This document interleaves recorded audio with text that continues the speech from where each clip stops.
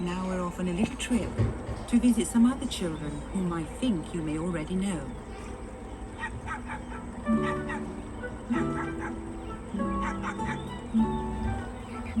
Marty and Lisbeth, who lived in Junibacken. You've heard of them, haven't you? Do you remember when they had an outing and Marty jumped off the roof of the woodshed and nearly killed herself? Titta! Jag kan flyga! Abe made up all kinds of crazy stories. Like the night when he persuaded Marty to go into the wash house and pretended to be a ghost. Det är jag som är greve Hjälp!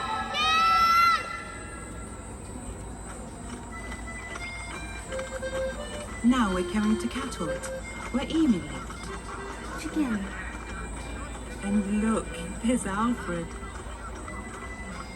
Together. It was Sunday, and they were having a party at Catholt.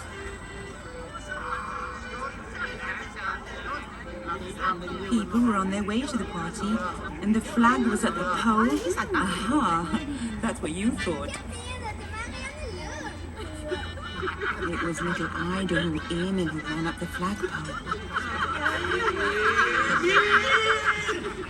So it was the tool shed for Emil as usual after one of his pranks. Suddenly they found that Emil had disappeared. Oh, how they searched for him everywhere, even in the stream. But there was no sign of Emil. But Emil had moved out of the tool shed.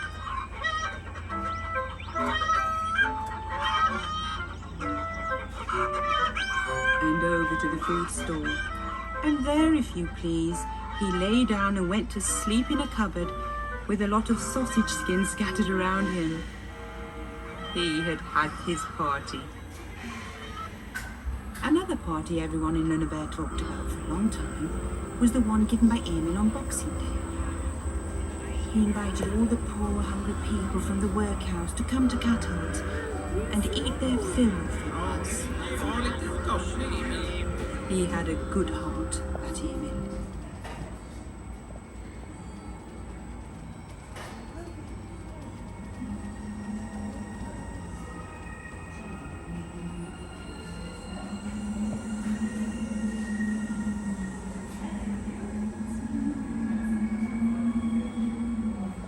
Have you noticed that we're flying?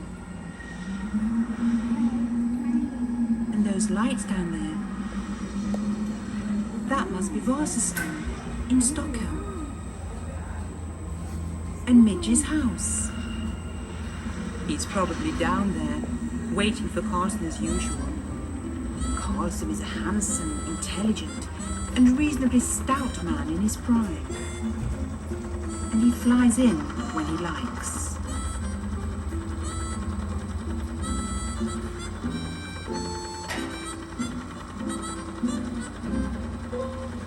Carlson lives in a little house on the roof.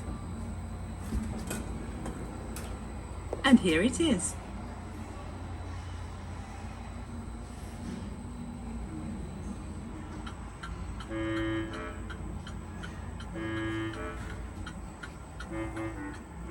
Oh dear, what a mess.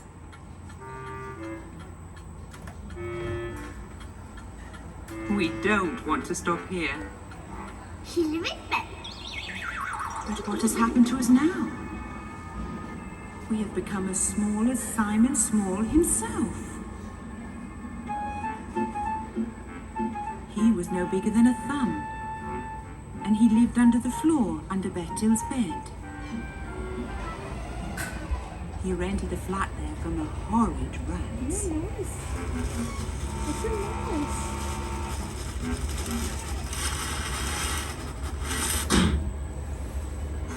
Bertil wanted to be as small as Simon so that they could play together. It's fun to be so small that you can bathe in a sugar bowl.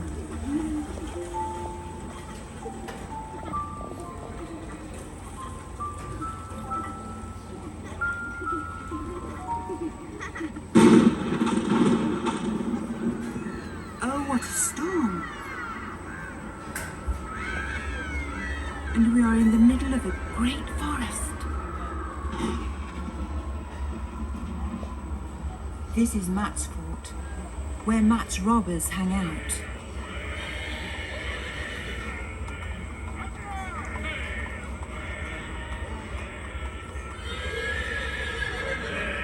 Where treacherous grey dwarfs live behind the boulders.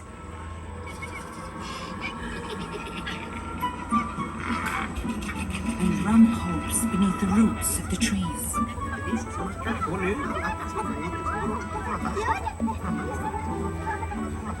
And there are Ronja and Berg too. They had moved to the Bear's Cave to get some peace and escape from the row between Matt's robbers and Borka's robbers. Matt's robbers were standing beside Hell's Gap, furious because Bork's robbers had moved into the fort without permission.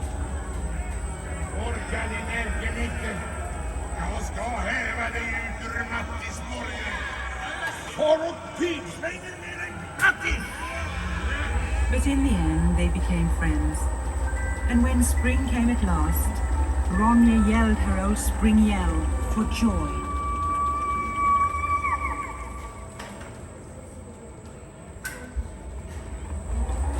But what's going on here? There's a fire. This was where Jonathan took his sick little brother on his back and jumped out of the window. There was no more Jonathan. He died when he jumped out, and poor Rusky was left alone. But one evening, a snow-white dove flew up and perched on the window ledge, and Rusky knew at once that it was Jonathan. Bara kom så fort du kan. Jag väntar på dig nere i fjol. Jag kommer, Jonathan. Jag kommer.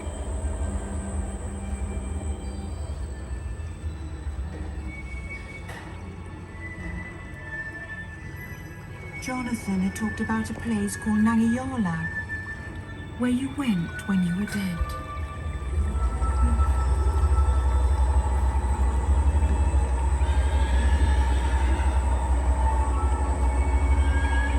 And Rusky went there too, to Cherry Valley in Nangijala.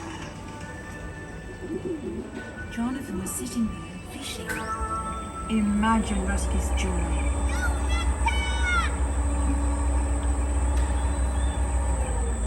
But in Nangijala, there was also Wild Rose Valley, which was no longer free.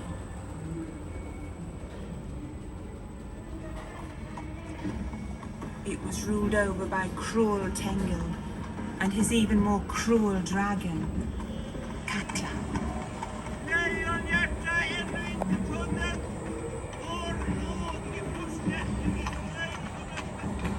But a nice old grandfather, Matthias, lived there too.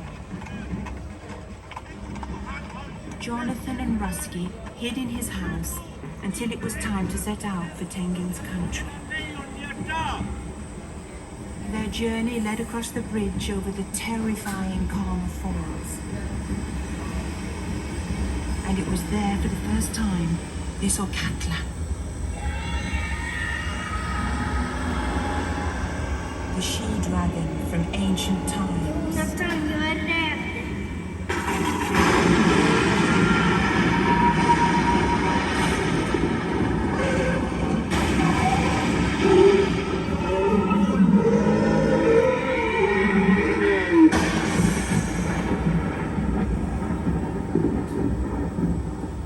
Then came the great final battle, which set Wild Rose Valley free again.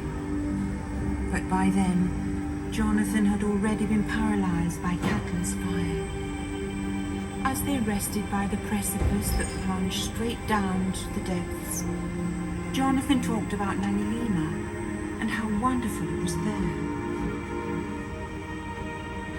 Then Rusky took his brother on his back and jumped over the edge into the lights of Nangilima. Jonathan, jag ser ljuset. kanske ljuset!